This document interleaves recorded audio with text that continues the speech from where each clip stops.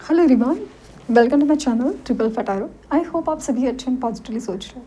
तो जिन्होंने चैनल को सब्सक्राइब किया उनका दिल से धन्यवाद, थैंक यू सो मच। तो रीडिंग है मैसेजेस के लिए। सो आपके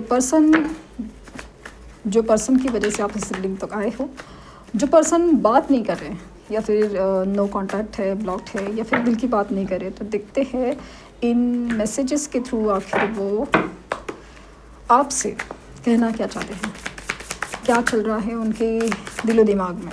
मैसेजेस के थ्रू जानते हैं।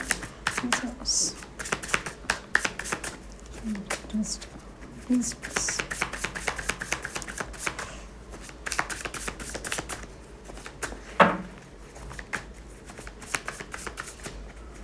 Okay precious, wow, I am so blessed to have you in my life. So इंसान अभी ना बहुत ज़्यादा अच्छा फील करने आपके लिए प्रेशियस, कि जैसे आप उनके लिए बहुत ज़्यादा कीमती हो, प्रेशियस हो। और ये ऐसा मानते हैं कि ना आप होना उनके लाइफ में ना एक ब्लेसिंग की तरह है।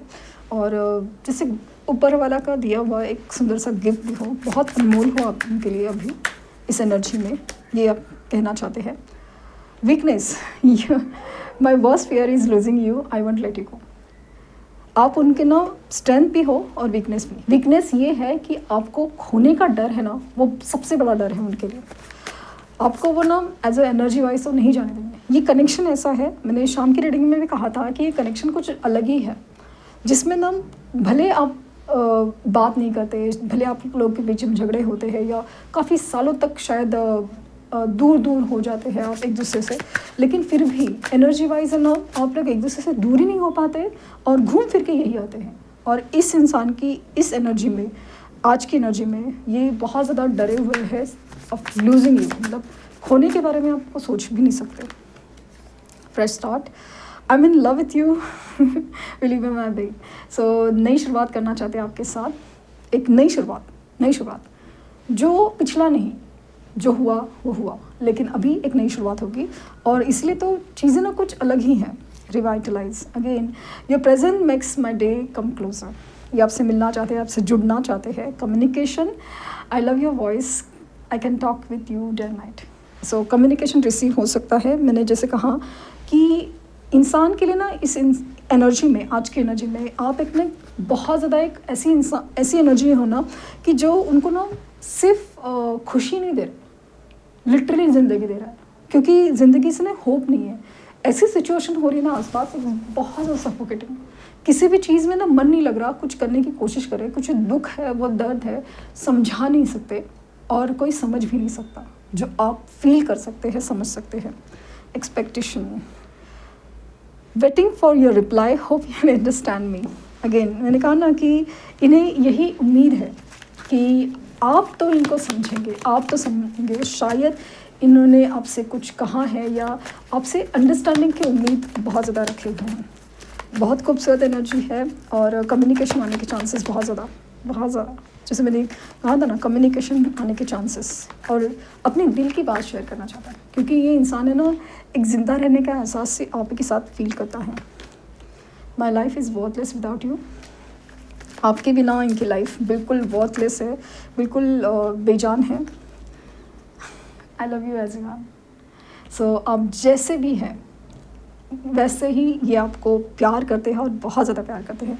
जैसे ना पहले एक टाइम था जैसे आप, ऐसा लगता था ना कि आप बहुत ज़्यादा सेंसिटिव हो, बहुत ज़्यादा ना समझ, आप अपनी ही समझते हो, अपनी करते हो। बट अभी ऐसा लग रहा है ना कि नहीं, आप जैसे भी है वो बहुत ज़्यादा ख़ास चीज़ है। और यही तो चीज़ है जो आपको डिफ्रेंशिएट करती है, दूसरों से अलग बनाती है। और ये आपसे बहुत प्यार करते हैं जैसे आप हो।